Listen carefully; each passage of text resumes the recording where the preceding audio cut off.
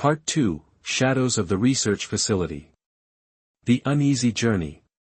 The trek back to the Artemis was tense. Goliath moved with surprising grace for a creature of its size, each step carefully placed to minimize noise and disturbance.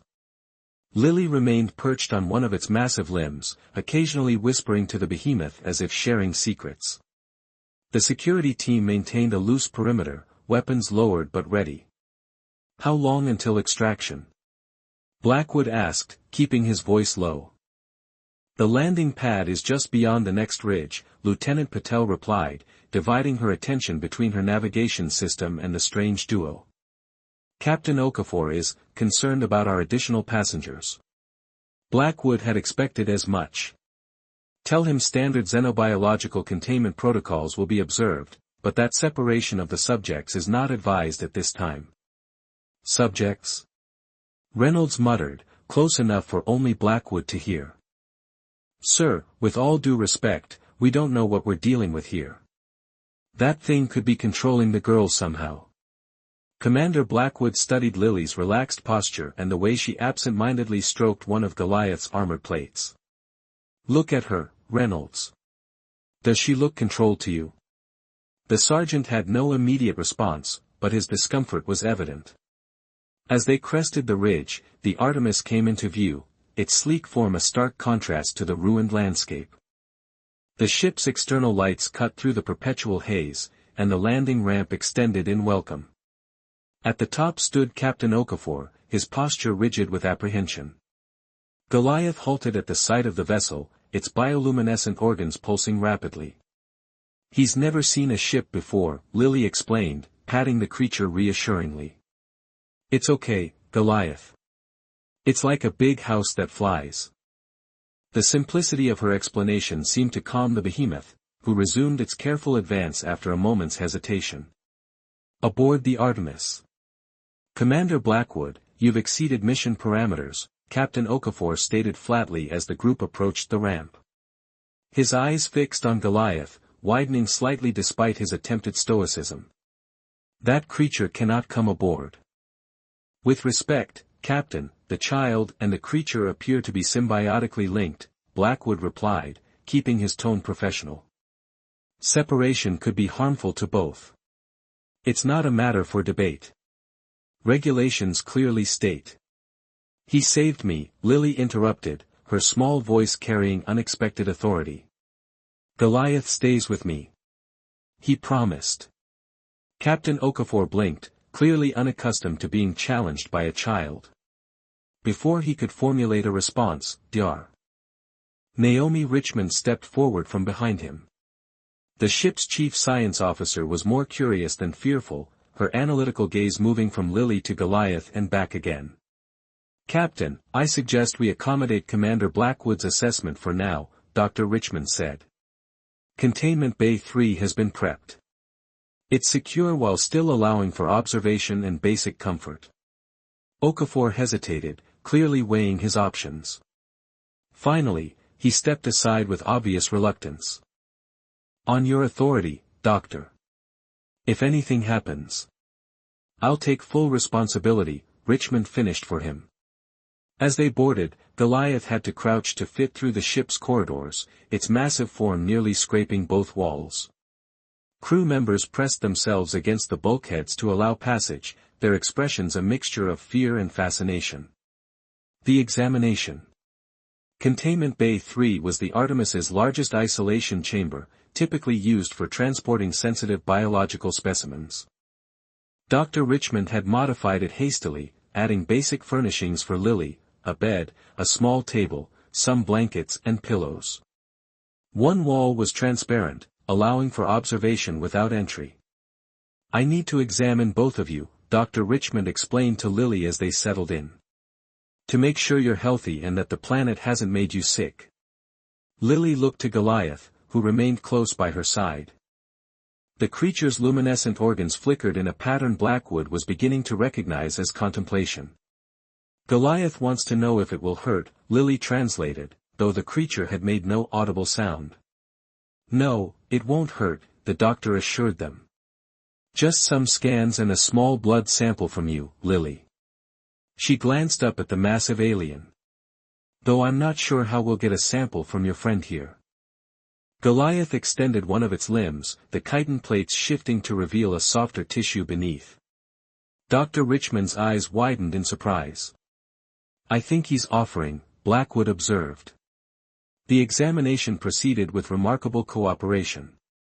Lily sat patiently through the scans, only flinching slightly when the blood sample was drawn. Goliath remained equally compliant, though several pieces of equipment struggled to make sense of its biology. This is extraordinary, Dr.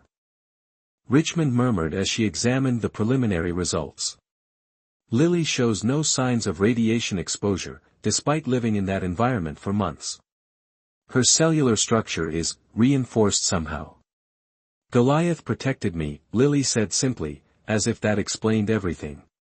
Yes, but how? The doctor adjusted her scanner, focusing it on the creature. Its biology is like nothing I've studied before. The outer plates are composed of a carbon-silicon compound that would be virtually impervious to the radiation and toxic elements on the planet's surface. And the psychic connection? Blackwood asked, recalling his brief mental contact with the creature. Richmond looked up sharply. You experienced it too? When we first met. It showed me memories, I think. Feelings, certainly. Fascinating. The doctor made some notes.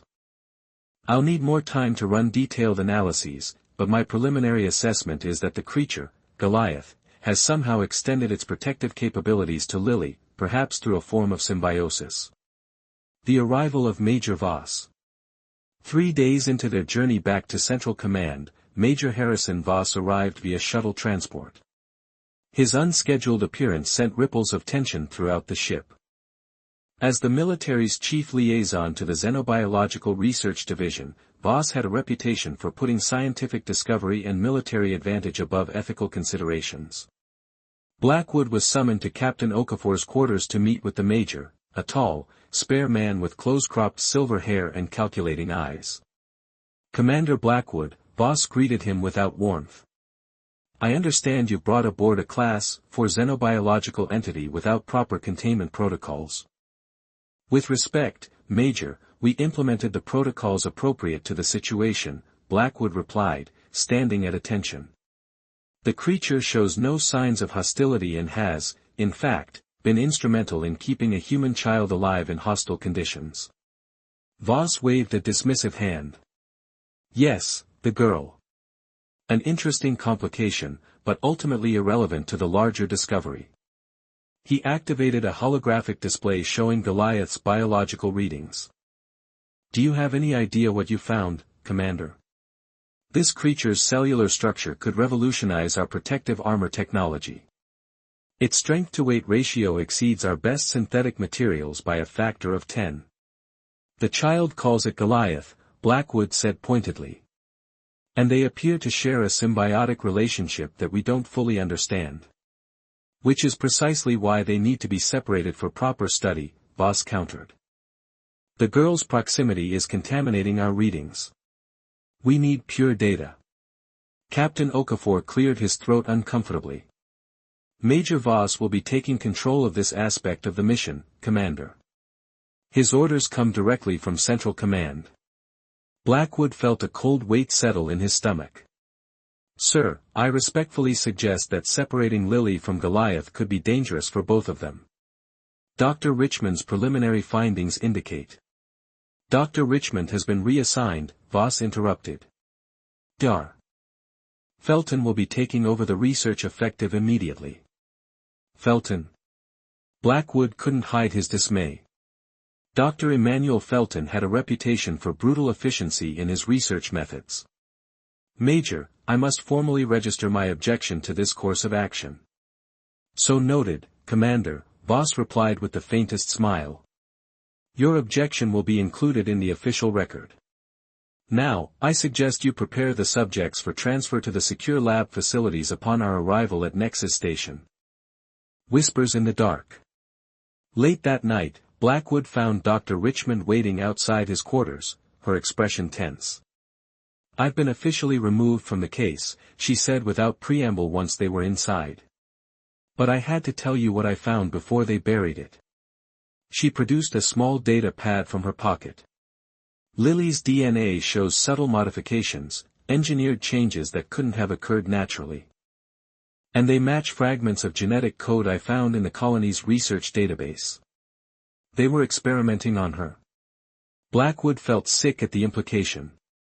"Not exactly." Richmond swiped through several screens of genetic data. "I think Lily was already special when she arrived at the colony. The records suggest she was part of Project Synthesis, a classified program to create humans with enhanced capabilities." "What kind of capabilities?" "Telepathic ones, primarily. The ability to communicate with non-human intelligence." Richmond glanced toward the door as if expecting interruption. "Commander, I think Goliath didn't just find Lily by chance.